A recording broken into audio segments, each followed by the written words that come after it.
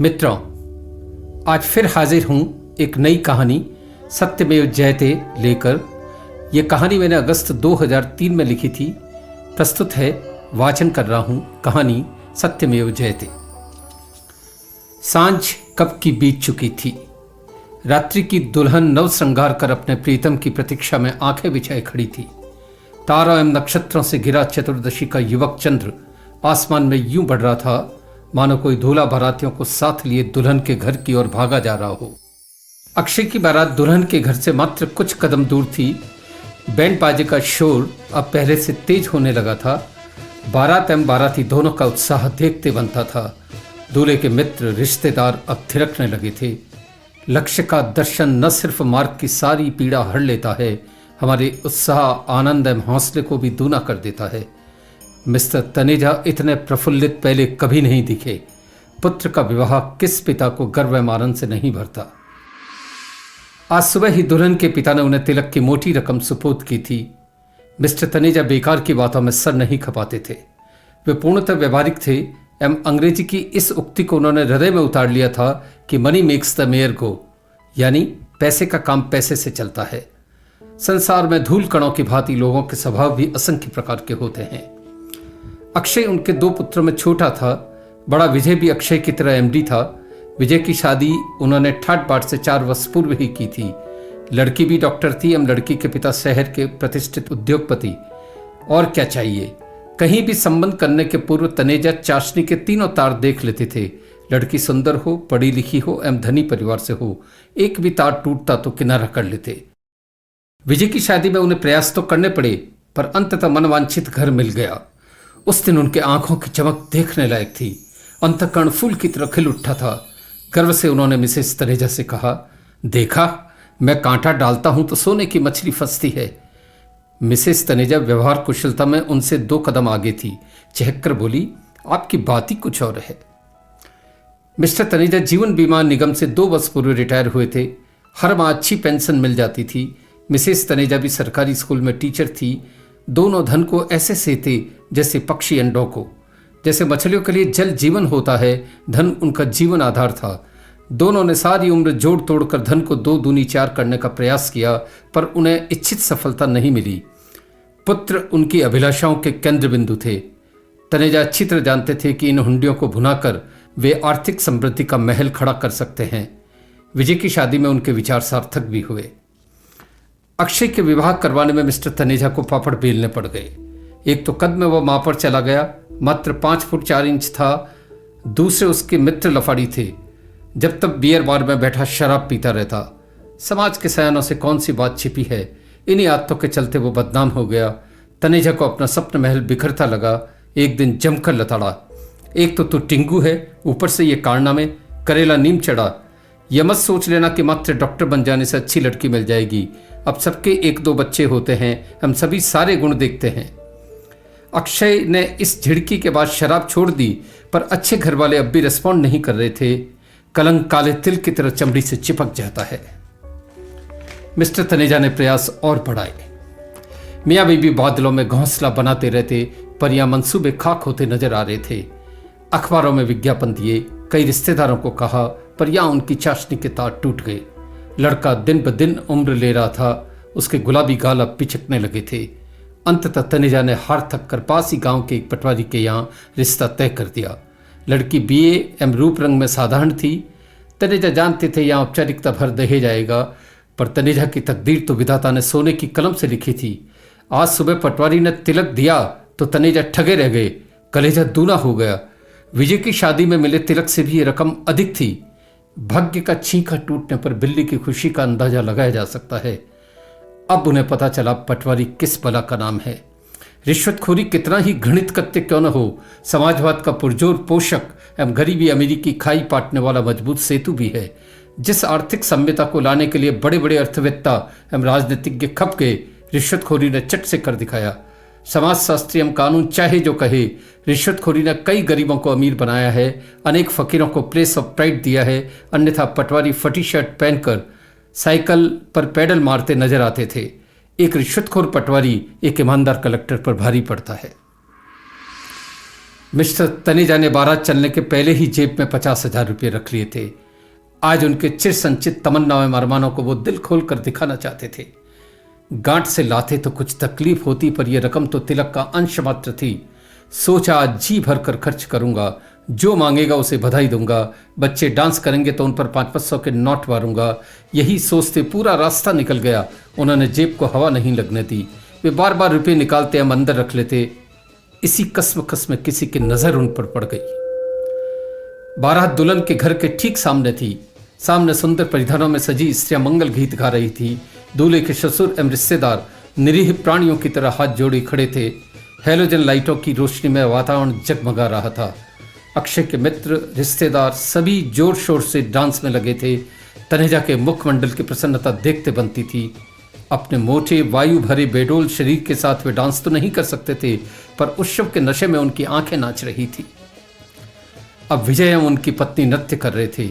दोनों को डांस करते देख तनेजा के मन मयूर में हुक उठी। रुपये वारने का इससे अच्छा अवसर क्या हो सकता था। भावावेश में उन्होंने जेब में हाथ डाला तो ऊपर की सांस ऊपर एवं नीचे की नीचे रह गई। चेहरे का रंग उड़ गया। कोई उनकी जेब से रुपये खींच रहा था। क्षण भर के लिए उनकी आवाज बंद हो गई। चेहरे पर खिलता बसंत पतझड़ में तब्दील हो गया। तनेजा के प्राण 8 आंखों से धन की रक्षा करते थे। पत्ता खड़कते ही जैसे शिकारी सावधान हो जाता है, वे तुरंत जागे। बिजली की फुर्ती से इधर उधर देखा एवं जोर से चिल्लाए, चोर चोर चोर। चोर भी 72 घाट का पानी पिया हुआ था। उसने रुपये अपने साथी को पकड़ाए, जो धावक की तरफ पलक झपकते अदृश्य हो गया। वह खुद भी रफू चक्कर होने में था, लेकिन दुर्भाग्य आज उसके पांव में शनि आ गया। सामने से आते एक ट्रक ने उसका रास्ता रोक लिया एवं देखते देखते अक्षय के मित्र ने उसे धर दबोचा। आनंद और उत्साह का सारा माहौल विस्मय एवं विषाद से भर गया। सभी लोगों ने अपनी अपनी जेबें टटोली तो 2-3 और लोगों के पर्स गायब थे। अब तो अफरा तफरी मच गई, रंग में भंग पड़ गया। दूल्हे के मित्र चोर को पकड़कर पंडाल में ले आए। डांस वगैरह सब बंद हो गए। चोर बारातियों एवं घरातियों से घिरा था। सभी ने उसकी मजबूत किलेबंदी कर ली थी, अन्यथा चोर का क्या भरोसा, निगाह चूके और फरार। बियर पिए हुए दूल्हे के कुछ साथी आगे बढ़े एवं जूतम पैजार प्रारंभ कर दी गई। कोई थप्पड़ तो कोई जूतों लातों से तो कोई घन की तरह घूंसे बरसाने लगा। चोर निढाल होकर नीचे गिरा, पर तुरंत संभल कर खड़ा हो गया। एक लंबी सांस लेकर बोला, जय माता दी। अब माता ही उसका अवलंब थी। अक्षय के मित्र हरीश ने उसकी कॉलर पकड़कर कहा, बता तेरा साथी कहाँ है, या तो रुपये वापस करवा दे, नहीं तो खैर नहीं। इतना कहकर उसने एक थप्पड़ और लगाई। जवान का थप्पड़ था। चोर गिरते गिरते बचा, फिर संभल कर बोला, जय माता दी। इसी दरमियान दूल्हे के चाचा गिरीश जी सबको एक तरफ कर वहां आए। उनका भी पर्स आज पार हो गया था। पर्स में रुपये तो अधिक नहीं थे, पर देर रात जाने वाली ट्रेन के रिजर्वेशन टिकट भी साथ चले गए। कल उनके प्रमोशन का साक्षात्कार था, अतः आज रात उनका जाना जरूरी था। गिरीश जी 2 पसली कमजोर दिल व्यक्ति थे। स्थानीय सरकारी स्कूल में हिंदी के अध्यापक थे। रिश्तों में अक्सर उनकी बुजदिली की चर्चा होती। विजय के विवाह में चूहे से डरकर उन्होंने कमरा बंद कर लिया था।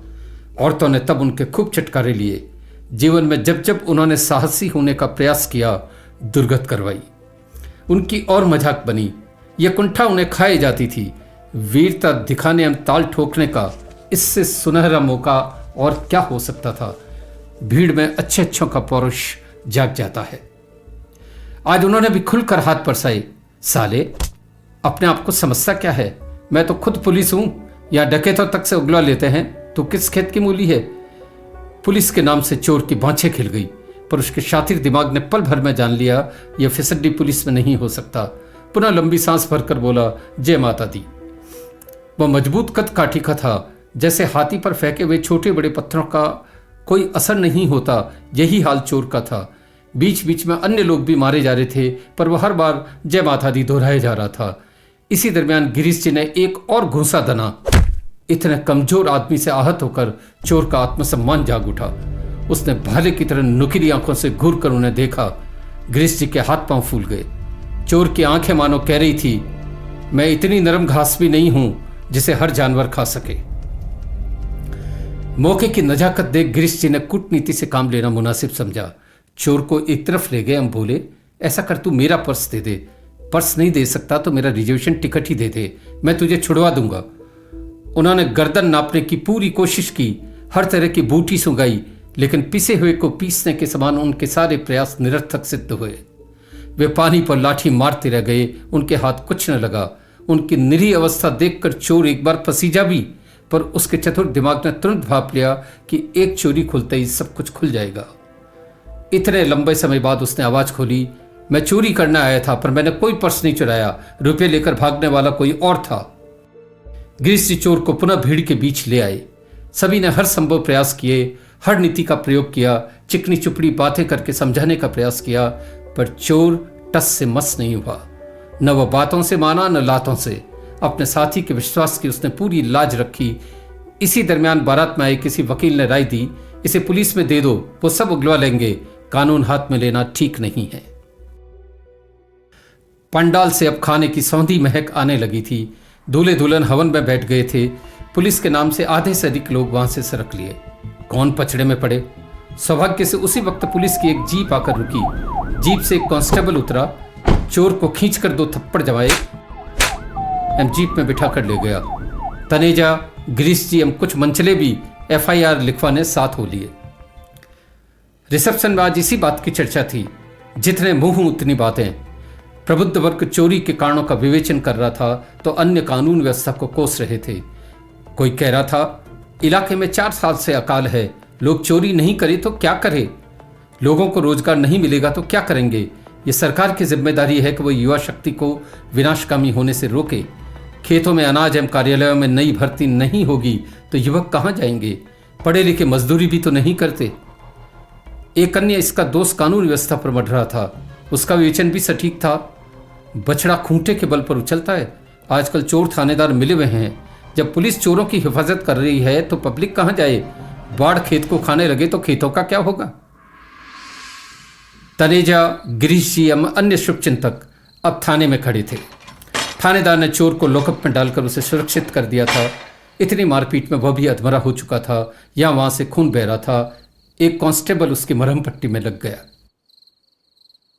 थानेदार राजेंद्र सिंह को अब FIR लिखनी थी। लकड़ी की कुर्सी के एक हत्थे पर उसका दायां बाजू रखा था एवं दूसरे हाथ से वह टेबल पर सागवान का मोटा डंडा धीरे धीरे बजा रहा था।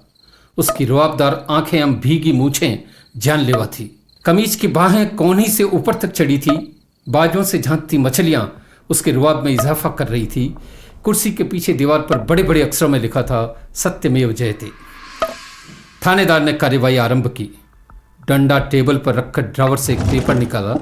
कुछ लिखता उसके पहले तनेजा की ओर घूर कर बोला, चोर को तो आपने पहले ही अधमरा कर दिया। आपको कानून हाथ में नहीं लेना चाहिए। सबसे पहले ये बताएं, इसे किस किस ने पीटा है। उसने तीखी आंखों से सबकी ओर देखा। इतना सुनते ही तनेजा एवं गिरीश जी के अतिरिक्त सभी शुभचिंतक वहां से सरक लिए। अब मात्र दोनों भाई रह गए।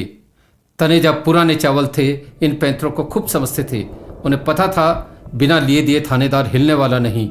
उन्होंने थानेदार को 10,000 रुपये देने की पेशकश की। करुण नेत्रों से उसकी ओर देखकर बोले, मेरी रकम दिलवा दो, मुझे कोर्ट कचहरी नहीं जाना। थानेदार फिराक में था। आंखें तरेर कर बोला, आप एक सरकारी आदमी को रिश्वत देने का प्रयास कर रहे हैं। इस जुर्म की सजा जानते हैं? केस दर्ज किया तो 2 साल जेल की हवा खाओगे।